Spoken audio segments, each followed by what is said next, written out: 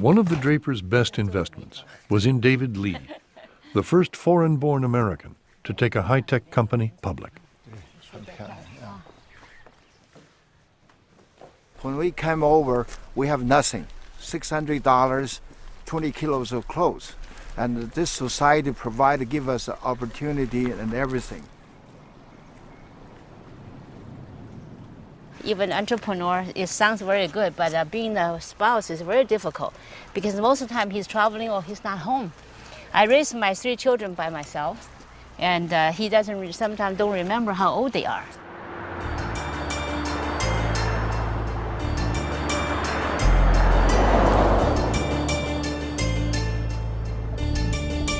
David Lee manufactures high-end telephones. He embodies the new breed of global entrepreneur. Okay, don't eat too much, okay?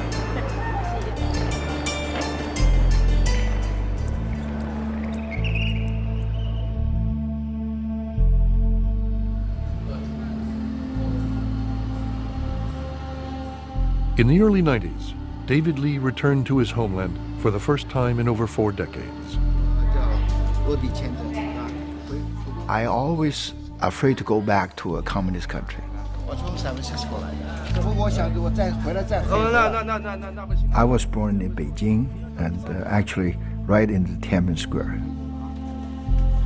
And we left there after the revolution, 1949.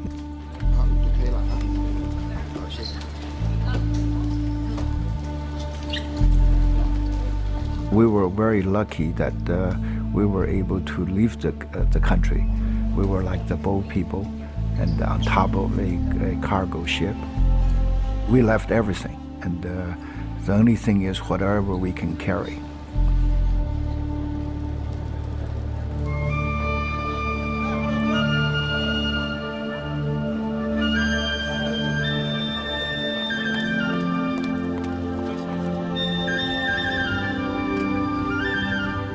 This is a free trade zone, and anything you do in here, you don't have to pay tariff, or you can build the thing and then ship it out, and for export purpose.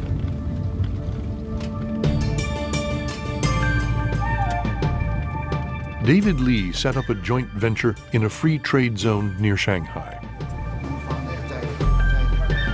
Lee saw at first hand a China in the midst of epic economic transformation. China's communist leadership had embraced markets and welcomed hundreds of billions of dollars of foreign investment. Almost 1/4 of the world's population was entering the global market for the first time.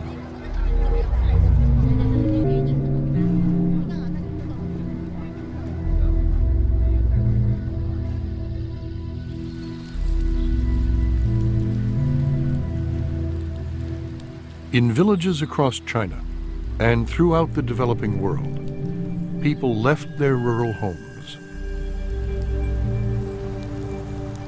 They traveled to industrial towns, seeking work in new factories built to serve the global market.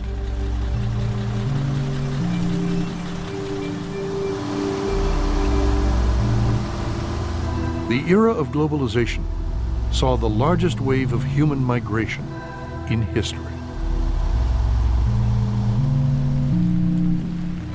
80% of the world's future economic growth is expected to occur in cities rather than the countryside.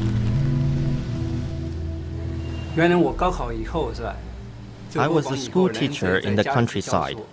At that time, I only earned $100 a month.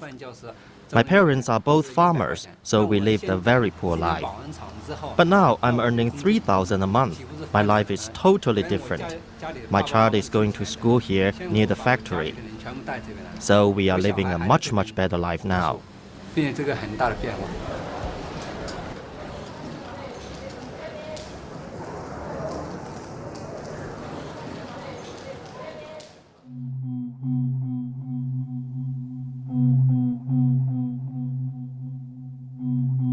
China's leaders hoped to emulate the tiger economies of Southeast Asia, where trade and investment had transformed once impoverished nations. When the British came here in 1819, they found a fishing village of about 120 people. No agriculture because the ground was infertile.